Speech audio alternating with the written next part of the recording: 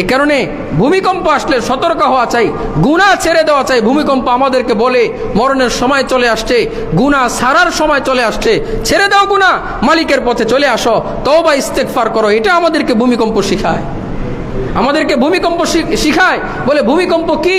আল্লামা ইবনুল কাইয়্যুম আল জুযী রাহমাতুল্লাহি আলাইহি বলেন, শোনো ভূমিকম্প কি, এটা কি তোমরা জানো? ভূমিকম্প হইল আল্লাহ তাআলা ওই জমিনকে বলে, জমিন তুমি একটু জীবন্ত হও। তো জমিন নাড়া দিয়া এটা বুঝিয়ে দেয় যে আমি জীবিত, আমি জীবিত, আমি মৃত না। তো জমিন আমাদেরকে বুঝাই দিছে আমি জীবিত। দেখো আমি তোমাদের এই এত বড় বড় বিল্ডিং সব নাড়াইয়া দিছি, গাছপালা সব নাড়াইয়া দিছি, মসজিদ মাদ্রাসা সব নাড়াইয়া দিছি, কোনো ক্ষমতা তো নাই কেউ এটাকে আটকে রাখার। কি ভাই পারছে? ভাই পারছে?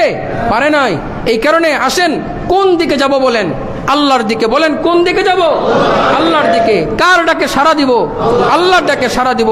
শুধু তাই না, ভূমিকম্প জমিনের মধ্যে কেন হয়? হাদিস শরীফের মধ্যে আসছে, অশ্লীলতা বেহায়াপনা যখন বেড়ে যায়, অন্যায় অনাচার জুলুম নির্যাতন যখন সমাজে বেড়ে যায়, তো আল্লাহ তাআলা ভূমিকম্প দিয়ে সতর্ক করে, আরে ভাই যখন বোনের হক নষ্ট করে ফেলে, একজন যখন আরেকজনের সম্পদ নষ্ট করে ফেলে, আত্মীয় যখন আত্মীয়র সম্পদ দেয় না, পাড়া প্রতিবেশী সম্পদ আত্মসাৎ করে, সুদ ঘুষের মুআমালা বেড়ে যায়, অন্যায়ভাবে বিচার আচার শুরু হয়ে যায়, মানুষের উপর জুলুম নির্যাতন হইতে থাকে, টাকা খাইয়া মানুষ যখন অন্যায়ভাবে বিচার যখন ভিন্ন দিকে নিয়ে যায়, ওই সময় আল্লাহ তাআলা ভূমিকম্প দিয়ে জাতিকে সতর্ক করেন।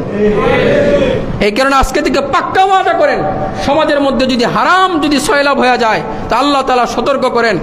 আমরা আজকে চিন্তা করব যে আমাদের কোন জায়গায় হারাম আছে। যদি ইনকামে হারাম থাকে ছেড়ে দিব। আমি যদি বোনের সম্পদ খেয়ে থাকি, বোনের সম্পদ তাকে দিয়ে দিব। ভাইয়ের সম্পদ নষ্ট করে থাকি, ভাইয়ের সম্পদ দিয়ে দেব। সুদে যদি টাকা লাগাই থাকি, সুদের টাকা নিব না, মূলধন নিব। ঘুষের টাকা যাদের থেকে নিয়েছি তাদের কাছে ফিরিয়ে দিব। হারাম আমার কাছে যা আছে আমি সব তাদেরকে দিয়ে দেব। ঠিক আছে তো ইনশাআল্লাহ? রাজি আছি তো ইনশাআল্লাহ? রাজি আছি তো ইনশাআল্লাহ? আল্লাহ আপনি আমাদের সবাইরে কবুল করেন। আল্লাহ আপনি সবাইরে কবুল করেন। গুনাহমুক্ত জীবন দান করেন, গুনাহমুক্ত জীবন দান করেন। আয় আল্লাহ আপনি পুরা জাতিকে হেফাজত করেন। হাত নামান। দুইটা আমল এরকম পরিস্থিতির মধ্যে আসলে আপনারা আল্লাহু আকবার জোরে জোরে বলবেন। ঠিক আছে ইনশাআল্লাহ? না দৌড়াদৌড়ি করবেন? আরে ভাই মরণ হইলে এমনি হইব, দৌড়ে লাভ নাই। পিলারের নিচে দাঁড়াই যাইবেন।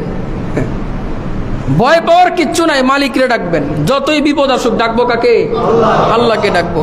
2 নম্বর কাজ হলো, ওমর ইবনে আব্দুল আজিজ রহমতুল্লাহি আলাইহি যখন ওনার অঞ্চলের মধ্যে ভূমিকম্প হইতো, তখন তিনি ওনার রাষ্ট্রের মধ্যে যারা থাকতো তাদের কাছে চিঠি পাঠাইতো, ঘোষণা দিয়ে দিত যে তোমরা দান সদকা বেশি বেশি করো। তা আজকে আমরা একটা আমল করব, সেটা হলো যেহেতু ভূমিকম্প হয়েছে আমরা এই আমলটা করব।